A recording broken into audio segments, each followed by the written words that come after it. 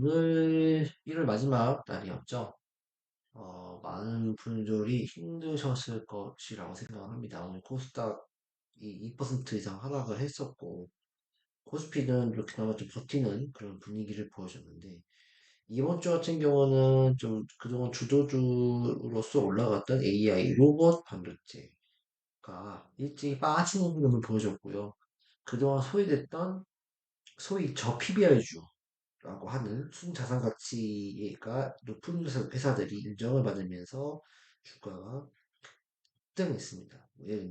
예를 들면 뭐 은행주라든지 또 철강주라든지 뭐 천일고속도 같은 뭐 배당주라든지 이런 기업들이 많이 좀 오르는 흐름을 보여줬습니다.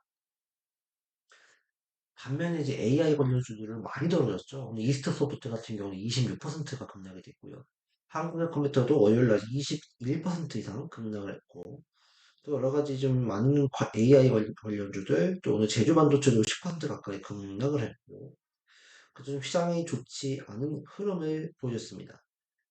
너무나 안타까운 것은 이제 미국은 신고가 가고 있고, 또 호주도 신고가 가고 있고요.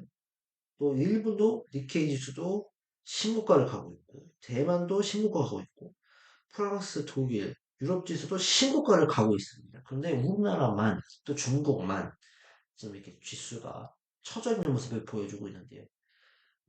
이 지수가 처져 있느냐라고 이제 분석을 해보면 크게 세 가지 이유가 있는 것 같아요. 첫 번째는 우리나라 지수가 왜 처져 있느냐, 그죠? 우리나라 지수의 지수 카운트는 이건 무엇이냐? 첫 번째는 아, 중국 경기 부진이 영향이 크죠, 일단. 우리나라는 중국의 중간재를 수출해서 중국 경기가 좋을 때 그 중간재를 많이 팔아먹어서 이익을 남기는 구조로 많이 성장을 했었거든요. 근데 결국 중국의 경기가 나빠지면 우리나라도 약간 나빠지는 구조로 가고 있어요. 물론 이거를 좀 깰 수 있는, 깨지는 그런 모습이 보여주고 있긴 하지만 중국이 워낙에 인구적인 부분에 굉장히 많이 있기 때문에 아무래도 그 수출 효과, 그동안의 수출로 인한 그 GDP 성장 효과, 그건 무시할 수는 없거든요. 그래서 아마 그런 요인들이 좀 있습니다. 두 번째는 미중 갈등의 격화라고 봐야 될 것 같아요. 아무래도 원래 옛날에는 미국도 중국을 좀 이용을 해먹었죠. 서로 이제 어떻게 보면 좀 이렇게 각자의 이해관계가 있어서 미국은 싼 노동력을 가진 중국을 통해서 생산을 시키고 그걸 수입을 하고 이렇게 해서 어떻게 상호 호혜적인 관계를 좀 이루어왔었는데 트럼프가 집권하면서부터는 이 미중 갈등이 격화되면서 이제 중국에 대한 압박. 그러니까 결국 우리나라 같은 경우는 중국하고 또 관계를 잘 지내서 소위 이제 안미 경중이라고 하잖아요. 안보는 미국이고 경제는 중국이다. 그런 어떤 그 양분화된 관계, 또 어떻게 보면 양다리에 걸치는 관계를 놓여줬는데 지금 트럼프 이후가 되면서 안미 경중이 이제 끝나가는 상황이죠. 확실하게 선택을 해야 되는 상황이 놓여졌습니다. 그러다 보니까 우리나라는 중국에 수출하기도 어려워졌고 중국도 이제 우리나라가 미국에 또 가까워지고 있으니까 우리나라 물건 안 쓰는 상황이 된 거고요. 그러니까 당연히 이런 여파들이 당연히 우리나라의 경제에 타격을 입을 수밖에 없는 그런 부분들이 있다라고 좀 봐야 될 것 같아요. 이거는 2018년도부터 지속돼 온 어떤 일련의 흐름들이라고 할 수 있겠죠. 세 번째는 이제 뭐 하나 더 추가하자면 지정학적 리스크가 있죠. 북한에 대한 리스크 부분.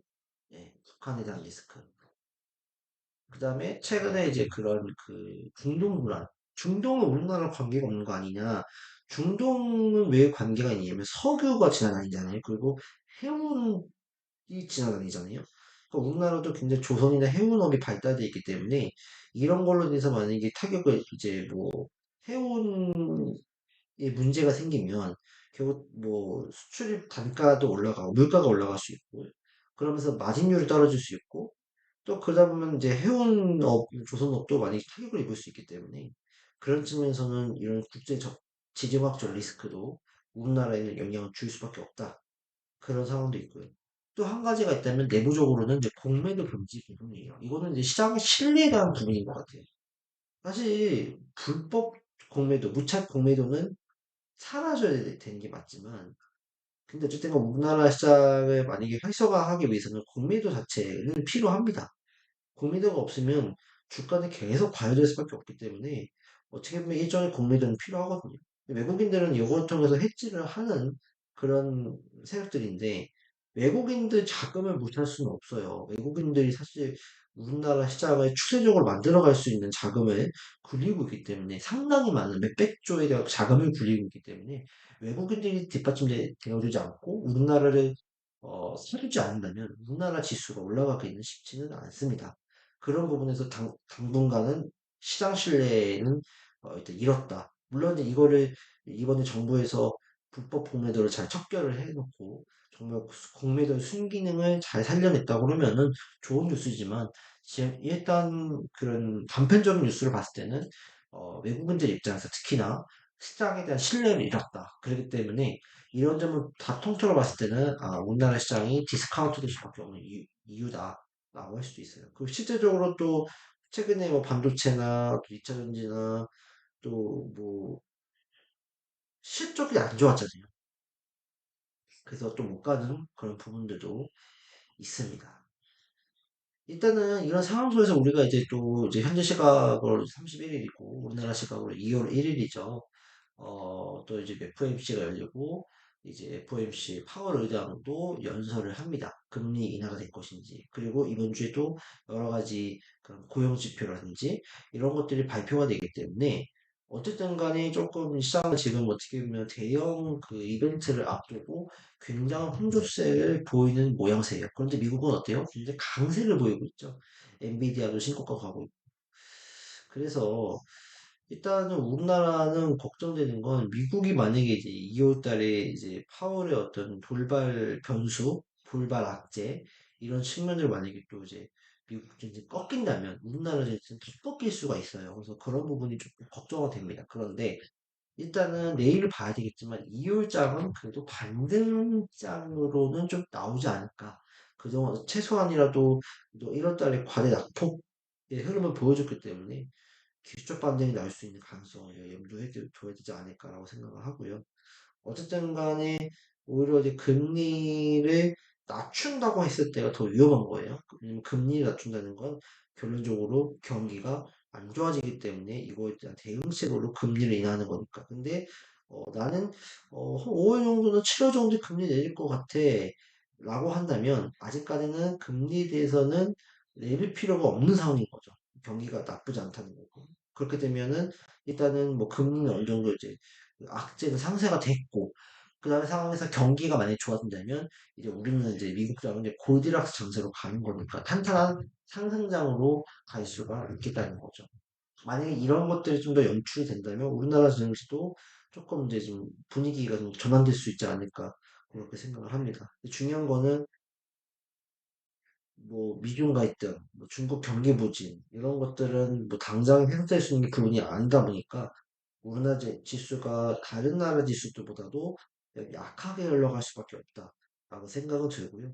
무엇보다도 일단은 우리가 좀 겨울은 지나야 될 것 같아요. 일단 왜냐면은 우리나라의 좀 중심 산업이 될 수 있는 게 반도체고, 2차 전지고, 로봇이고, AI잖아요. 바이오고. 근데 이런 바이오나, 2차 전지나 반도체 관련주들은 굉장히 그 경기를 타는 그런 어떻게 보면은 사이클을 타는 어떤 그 산업이라고 할 수 있거든요. 그래서 만약에 뭐 재고가 많이 쌓이게 되고 그러다 보면 당연히 영업 손실이 클 수밖에 없는 것들. 2차 전지도 마찬가지고 뭐 리튬 가격이 떨어지면 원재료 가격이 떨어지기 때문에 단가 그 마진율 떨어지고. 근데 제 생각에는 이제 봄이 되면 그 악재를 딛고서 조금 턴어라운드 할 수 있는 모멘텀들이 좀 강하게 나오지 않을까 생각을 하기 때문에 실제적으로 이제 기대감으로 올라갔다면 이제 실적에 대한 어떤 좀 반영이 선반영이라고 할 수 있어도 반영이 되면서 조금 이제 움직여질 수 있지 않을까 생각을 하기 때문에 어쨌든 간에 2월부터는 우리가 좀 너무 겁먹지 말고 대응을 하면 되지 않을까. 일단 당장에 내일부터가 2월 1일인데 제 생각에는 그렇게까지 뭐 내일 한 번 더 밀릴 수는 있지만 제 생각은 오늘 좀 바닥은 찍었다라고 생각은 들거든요. 그, 뭐, 사실은 이제 이렇게까지 코스닥 같은 경우만 봐도 이렇게 세게 밀린 다음 날에는 보통 이제 반등을 준 경우가 많습니다. 그러니까 어떻게 보면 꽉 찬 음봉이 나올 때 오히려 그것이 반전이 기하는 경우가 많아요. 그러면 거꾸로 말하면 꽉 찬 양봉으로 이렇게 끝나게 되면 오히려 그 다음 날은 고꾸라지는 경우가 많다는 거거든요. 요즘에는 그런 세력들이 그런 그 심리를 이용해서 꽉 찬 음봉이 나오니까 개미들 투매를 유도하게 되고 또 반대로 꽉 찬 양봉이 나오면 개인들이 매수하기 때문에 그걸 유도해서 다음날 또 하락으로 되게 시작을 하게 되면 개미들은 정말 미칩니다. 네. 그래서 그런 부분들이 자꾸 심리적인 부분들을 자꾸 압박을 하는 시장이다 보니까 오늘 같은 장에서는 제가 봤을 때 코스닥 같은 경우도 확실하게 투매를 유도해서 바닥을 좀 잡으려고 했던 시그널이 나오지 않았느냐 그런 생각을 하니까요. 너무 겁먹지 마시고 대응해 주셨으면 좋겠습니다. 중요한 거는 여전히 반도체나 2차전지는 나쁘지 않습니다. 그리고 AI 로봇, 바이오 나쁘지 않습니다. 그렇기 때문에 여러분들 너무 겁먹지 마시고, 오히려, 저가 매수에 대한 기회로 분할 매수하는 관점으로 다만, 몰빵하지는 정말 마셔야 된다. 그 말씀을 꼭 해드리고 싶습니다. 그래서, 일단은, 나쁘지 않으니까요. 너무 겁먹지 마시기를 부탁을 드립니다. 그러면은 좀 이렇게 지수를 볼게요. 오늘은 이제 뭐 종목에 대한 얘기보다도 지수에 대한 얘기를 하는 게 좀 의미가 있을 것 같습니다. 일단은, 오늘 코스피는 그래도 좀 버텨주는 모습을 좀 보여줬습니다. 근데 이제 코스닥 같은 경우는 오늘 2% 넘게 이제 급락을 했죠. 그래서 오늘 진짜 뭐 AI 관련주는 이제 폭락을 했는데, 어, 코스피 같은 경우는 그래도 오늘 5일선을 지켜주는 모습을 보여주면서 이제 그나마, 약보합으로 마감을 했어요. 내일 아마 반등을 보여주면서 만약에 좀 상승을 좀 보여준다고 하면은 좀 그 2,500포인트 위까지도 열어줄 수 있지 않을까 생각은 듭니다. 코스피는 좀 그래도 긍정적인 모습이 아직까지 내일 가봐야 되겠지만 근데 코스닥의 경우는 오늘 그 저점을 무너뜨려 버렸어요. 그렇죠? 오늘 저점이 819포인트인데 요거를 무너뜨려 버렸어요. 그래서 이걸 무너뜨렸기 때문에 야, 이러면은 이거 딱 봐도 어떻게 생각할까요? 일반 투자자들은 이거 코스닥이 끝났네? 이렇게 생각할 수밖에 없지 않을까요? 그래서 오히려 저는 이런 거를 개인들이 투매를 유도한 어떻게 보면은 떨구기 전략이 아니었을까라 생각은 들어요. 그래서 오히려 내일 같은 경우 반등 나오면서 야금야금 반등 주면서 다시 한번 이렇게 강하게 올라갈 수 있는 그런 모멘텀들이 나오지 않을까라고 생각을 저는 합니다. 그래서 일단은 뭐 지금 뭐 손절을 해야 되냐라고 했을 때 절대 손절하지 마시고요. 일단은 반등이 나올 거니까 그 반등 때 탈출을 하시는 전략을 쓰는 게 맞지 않을까 그런 생각을 하니까요. 염두를 해주시면 좋을 것 같습니다.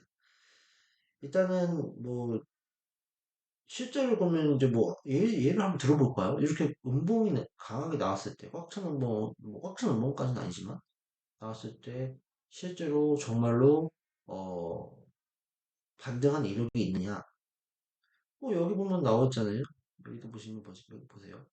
여기도 지금 꽉 찬 음봉이잖아요. 꽉 찬 음봉 나오고 바닥을 다져준 다음에 등을 했잖아요. 이렇게. 근데 이런 것들이 되게 많아요. 그리고 오히려 이게 이렇게 꽉 찬 양봉이 나오면 다음날 이제 음봉으로 세게 나와서 조정을 받는 경우도 많고 그리고 실제적으로 최근에 봐도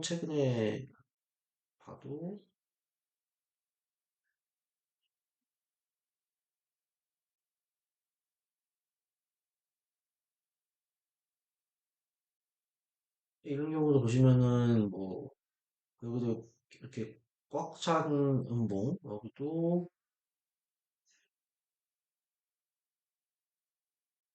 꽉 찬 음봉이 나오고 나서 양봉으로 좀 이렇게 밀어 올렸고요. 그쵸? 이제 반대로 양봉이 강하게 나오면 그죠? 양봉이 강하게 나오면 이제 조정이 받는 그런 시그널이 나오는 거고요. 그쵸? 그래서 이런 부분들이 있기 때문에 뭐 너무 일단은 뭐 겁먹을 필요는 없을 것 같다라고 저는 생각을 합니다. 그래서 오히려 좀 좋은 종목들을 이제 뭐 분할로 매수하는 관점이라면 나쁘지 않을 것 같다. 뭐 어차피 밀려봤자 730포인트 정도예요. 예, 요 밑으로는 굉장히 이제 과매도 구간이기 때문에 더 이상 밀리기는 어렵지 않느냐라고 생각을 하고요. 그래서 너무 부정적으로 보지는 마시고 어쨌든 간에 우리나라 증시는 이대로 죽지는 않는다. 그렇게 말씀을 드리고 싶습니다. 그리고 한번 올렸다 반등 줬다가 그때는 조심해야 돼요. 그러니까 반등을 줄 텐데 반등을 세게 주면서 올라가면 다행인데 반등이 미약하다. 그러면 우리가 또다시 하락을 준비를 해야 되는데 그거는 우리가 또 제가 또 말씀을 드릴게요. 일단은 아직 반등은 남았다. 그러니까 반등을 보고서 대응을 하자. 근데 지금 자리가 이 자리라고 하면 네? 지금 이 자리에 과매도가 발생한 이 자리라고 했을 때 나오는 모습이 보여주면 이거는 괜찮아. 이건 오케이요. 근데 반등이 나왔는데 지지부진해 이렇게 지지부진하다. 그러게 되면 매입자거나 지지부진하다. 그러면 추가 하락이 나올 수가 있어요. 그래서 이 부분은 좀 체크를 해봐야 될 것 같아요. 그러니까 공을 딱 떨어뜨렸을 때 강하게 튀어오르면 그 시장은 되게 갈 수 있는 시장이 되겠지만 공을 떨어뜨렸는데 공이 튀겨지지가 않아요. 그러면 뭐예요? 한 번 더 밀리겠다는 뜻이라는 거죠. 그래서 그런 부분들을 우리가 반등을 나온 걸 보고서 대응을 하자. 일단 2월 달 초는 반등이 나올 수 있다. 그걸 보고서 대응을 해보자. 그렇게까지 말씀을 드리도록 하겠습니다. 오늘은 이렇게 마치도록 하고요. 내일부터 열리는 시장은 좀 좋은 시장이 되지 않을까 기대를 합니다. 너무 겁먹지 마시기를 바라면서 마치도록 하겠습니다. 감사합니다.